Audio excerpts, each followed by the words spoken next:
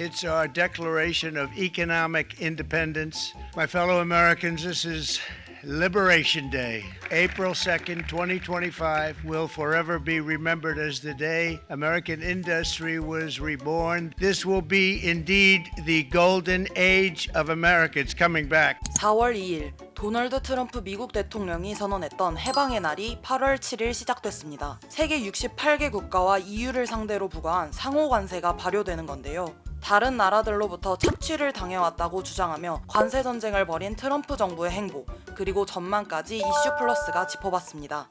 Cambodia, oh look at Cambodia, 97%. We're going to bring it down to 49. They made a fortune with the United States of America. 뉴욕타임즈가 무역 인질극에 비유한 트럼프의 행보.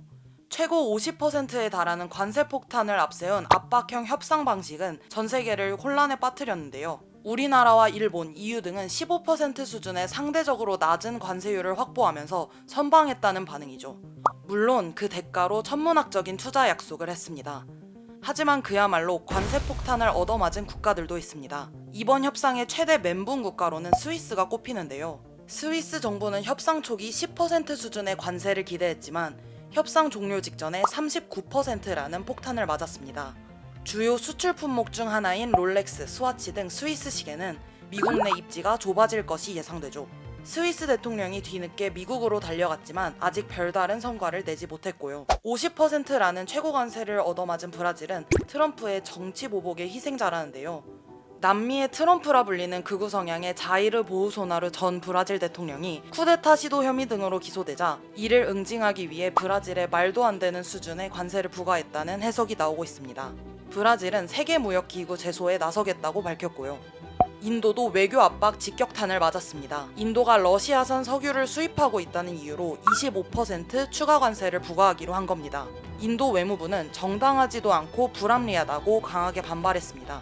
휴전을 하라는 트럼프의 경고에도 전쟁을 이어나가고 있는 러시아를 압박하기 위해 관세 카드를 꺼내들었다는 분석이 나오고 있습니다. 트럼프의 관세 정책의 롤모델은 120년 전 인물이라는 사실 아셨나요? 트럼프는 120년 전에 미국 대통령이었던 윌리엄 맥킨리 전 대통령을 대단히 존경합니다. 맥킨리주의 가장 중요한 두 가지 특징은 첫 번째는 해외 영토에 대한 관심이고요. 두 번째는 관세입니다. 관세를 통해서 모든 걸 다 해결하는 거예요. 관세가 통상 정책의 수단일 뿐만 아니라 모든 외교 정책의 수단이 되는 거예요. 펜타닐 규제라든가 이민 문제라든가 또 심지어 러시아 보고 전쟁 끝내라 라고 하는 것도 좀 관세를 수단으로 하지 않습니까? 관세라고 하는 또 다른 하드파워, 경제력을 활용해서 모든 걸 다 하는 그런 수단으로 인식하고 있다. 관세는 맞는 키다. 하지만 트럼프의 고관세 정책에 대해 미국 내에서도 비판이 쏟아지고 있습니다. 결국 미국 소비자에게 부메랑으로 돌아올 것이라는 우려 때문입니다. 미국 예일대는 트럼프의 관세 조치를 모두 반영할 경우 평균 실효 관세율이 18.4%에 이를 것으로 전망했습니다. 1930년대 대공황 시절 이후 최고 수준이죠. 트럼프 관세 정책의 가장 큰 문제점은 뭐냐면 관세 효과는 단기적입니다. 당장 나타나는 거예요. 미리미리 수입을 해와가지고 재고를 쌓아놓는다고 해도 3개월, 길어봤자 6개월밖에 안 가고 결국 그것이 지금 현재 올 여름, 가을 되면 이미 다 소진이 될 것이고 그렇게 되면 미국 국내 수입업자들은 관세 분야를 소비자 가격에 전가하기 시작할 겁니다. 관세를 이렇게 올렸는데도 인플레이션은 별 영향이 없다라고 하는 트럼프 대통령의 주장은 앞으로 분명히 바뀔 겁니다. 지금 상호관세율을 많이 낮췄잖아요. 그 상황에서도 1.8%포인트의 추가적인 인플레이션이 예상된다고 하고 있거든요. 그러면 지금 현재 2.7, 2.8인데 거기에 1.8이 들어가면 4%가 넘잖아요. 미국의 인플레이션이 4%, 5%대 가까이 가게 되면은 미국은 금리를 인하할 수 없을 것이고 결국은 또 달러화 강세는 필연적인 것입니다. 기본적으로 트럼프 정책은 거두려고 하는 과실은 중장기적이고 단기적으로 보는 비용은 바로 눈앞에 있기 때문에 바로 이러한 점에서 근본적인 문제가 있다. 관세를 낮추는 대가로 많은 나라들이 약속한 투자가 그대로 이뤄질지에 대한 미국 내 의구심도 큽니다. 미국 일간지 폴리티코는 트럼프가 발표한 협상 내용들은 아직 문서에 서명되지 않은 상태라고 지적했습니다.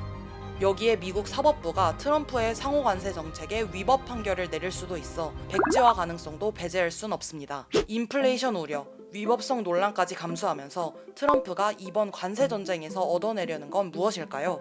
수입업자가 15%의 관세를 전부 다 국내 가격에 전부 다 전가시킨다고 가정하는 거죠. 지금까지 물가가 100이었던 것이 다 115가 되고 이렇게 될 거 아닙니까? 한 번 인플레이션 충격이 가격 상승 충격이 있지만 이런 추가적인 충격은 없겠죠. 바로 그래서 지속적인 물가 상승, 인플레이션은 없을 것이다라고 보고 있습니다. 그렇게 되면 새로운 뉴노멀, 다시 말해서 우리는 15%의 관세를 끊임없이 받으면서 전 세계는 15% 관세 내는 곳은 차라리 미국 내 공장을 짓는 것이 더 낫겠다. 미국 내로 일자리가 몰려들어오고 바로 이러한 새로운 균형 상태로 가게 되면 인플레이션도 별 문제가 없을 것이고 우리는 정부 재정 적자도 많이 메울 수 있을 것이다. 이렇게 보고 있어요.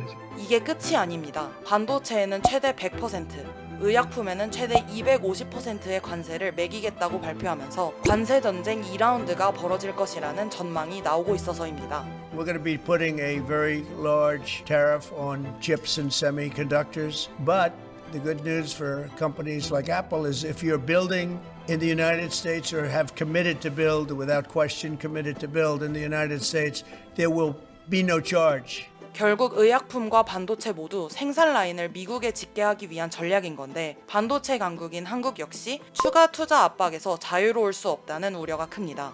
트럼프 관세 전쟁, 마지막에 웃는 승자는 누구일까요?